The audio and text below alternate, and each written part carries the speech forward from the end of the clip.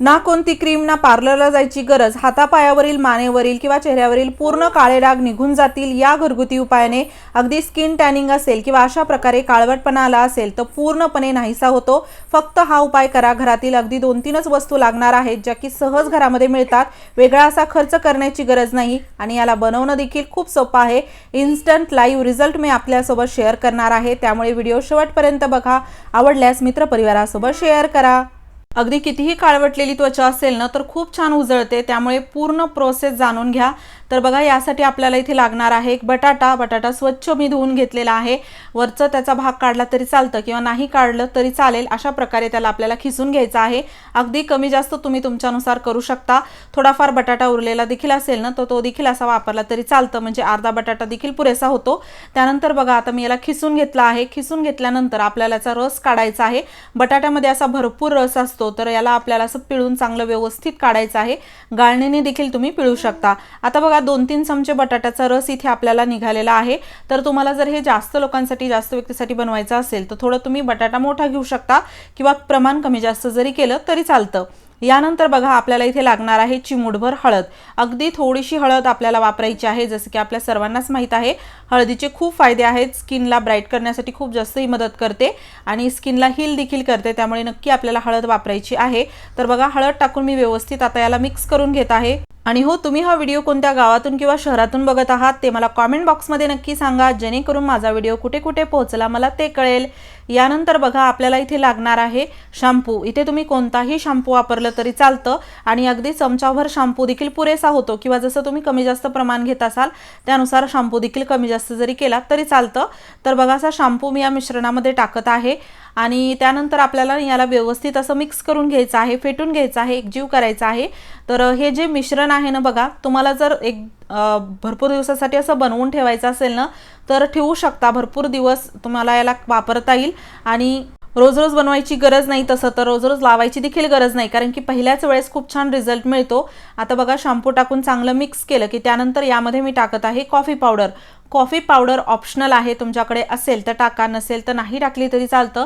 पण कॉफी पावडरने देखील बघा आपल्या स्किनला ना खूप छान उजळपणा येतो। त्यासोबत जी टॅनिंग असते ना ते काढण्यासाठी कॉफी पावडर खूप कामी येते। त्यामुळे मी इथे एक अर्धा चमचा कॉफी पावडर यामध्ये टाकलेली आहे आणि त्यानंतर आपल्याला व्यवस्थित याला असं मिक्स करून घ्यायचं आहे। अगदी हे फेसाळल्यासारखं होतं। त्यानंतर बघा, आपल्याला यामध्ये टाकायचं आहे खोबरेल तेल।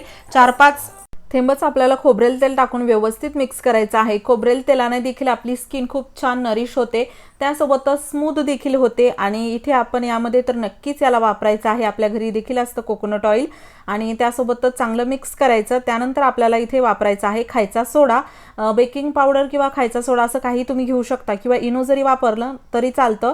एक अर्धा चमचा इथे आपल्याला लागणार आहे हे, आणि इथे व्यवस्थित टाकून आपण असं मिक्स करायचं आहे। आता जसं की आपण यामध्ये बाकी इतर गोष्टी टाकलेल्या आहेत, तर खायचा सोडा टाकला की यामध्ये रिॲक्शन होतं आणि पूर्ण हे मिश्रण फेसाळल्यासारखं होतं, डबल झाल्यासारखं होतं। तर चांगलं आपल्याला इथे एकजीव करायचं आहे, मिक्स करून घ्यायचं आहे।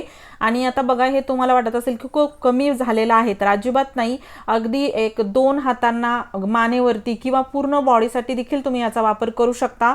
एवढं पुरेसं होतं, कारण प्रत्येक ठिकाणी आपल्याला फक्त थोडंसंच लावायचं असतं। पातळ एक लेयर दिली तरी चालतं। त्यानंतर यामध्ये आपल्याला थोडंसं बेसन पीठ टाकायचं आहे। 1 चमचाभर बेसन पीठ मी टाकत आहे।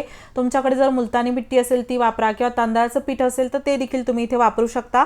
आणि हे टाकून आपल्याला चांगलं मिक्स करायचं आहे। आता जसं की मी सुरुवातीला म्हणलं, तुम्हाला जर याला बनवून ठेवायचं असेल, पाहिजे तेव्हा वापरायचं असेल तर वापरू शकता, पण त्यामध्ये पीठ न टाकता ते बनवून ठेवा आणि जेव्हा तुम्हाला हे लावायचं आहे त्यावेळेस फक्त यामध्ये पीठ टाकायचं आणि अगदी तुम्ही याला लावू शकता। बॉटलमध्ये बाकी लिक्विड भरून ठेवायचं आणि लावते वेळी फक्त पीठ टाकायचं, कारण की पीठ टाकून जर तुम्ही याला बनवून ठेवलं ना तर जास्त दिवस हे टिकणार नाही, खराब होईल त्यामुळे।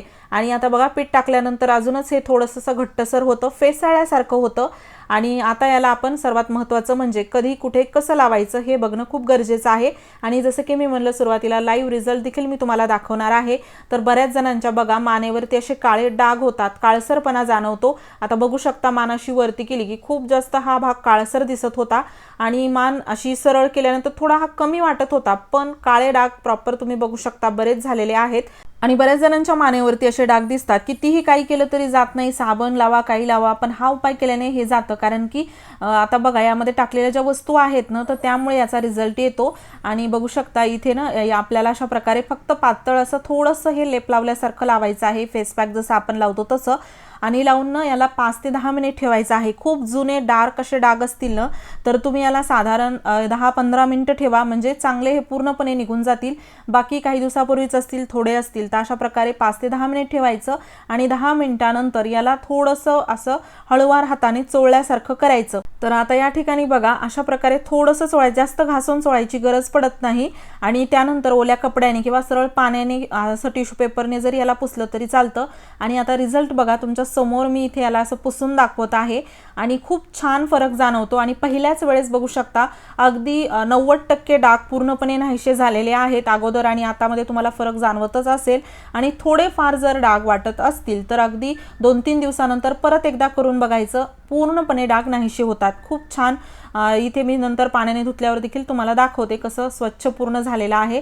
आणि त्यानंतर ना बघा आता या ठिकाणी असं बऱ्याच वेळानं बसल्यामुळे डाग होतात, खूप जास्त असा काळसरपणा इथे जाणवतो. आणि पूर्ण हातापायावरती जरी लावलं तरी चालतं, कारण की टॅनिंग जी आहे ना तर ती पूर्ण रिमूव्ह होते. आणि जसे असे काही डाग असतील पर्टिक्युलर अंडरआर्म्समध्ये किंवा हातावरती, तर ते काढण्यासाठी देखील तुम्ही असा उपयोग करू शकता. बऱ्याच जणांच्या गुडघ्यावरती डाग असतात, तर ते देखील निघून जातील. आणि बघा याला लावून मी ठेवलं, 5 मिनिट ठेवलं होतं आणि त्यानंतर असं टिश्यू पेपरने पुसून घेत आहे. आता बघू शकता अगोदर इथे किती जास्त काळसरपणा होता आणि आता अगदी खूप छान इथे रिझल्ट आपल्याला मिळालेला आहे. थोडाफार आहे डाग जो की दुसऱ्या वेळेस केल्यानंतर परमनंट निघून जाईल. कारण की बघा असं काही इथे जादू होणार असं मी म्हणत नाही, कारण की हा उपाय आहे घरगुती ज्याने फरक पडेल आणि रिझल्टही तुमच्या समोर आहे. अगोदर खूप जास्त जो डार्क भाग होता तो चांगलाच लाईट झालेला आहे. अगदी 90% आपल्याला रिझल्ट मिळालेला आहे. आणि थोडंफार असेल जसं की मी म्हणलं अगोदर एकदा करायचं आठवड्यातून, त्यामुळे पूर्ण ते डाग निघून जातात.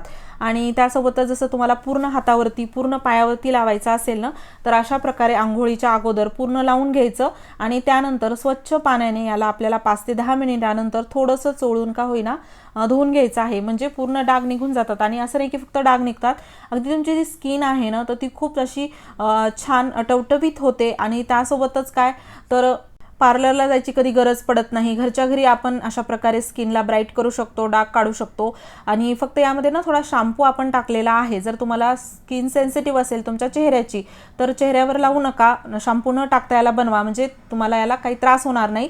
बाकी तुम्ही जसं मला तर काही फरक पडत नाही चेहऱ्यावरती जरी हा पॅक लावला तरी, पण बऱ्याच जणांची स्किन सेन्सिटिव्ह असते त्यामुळे एवढी तुम्ही काळजी घेऊ शकता.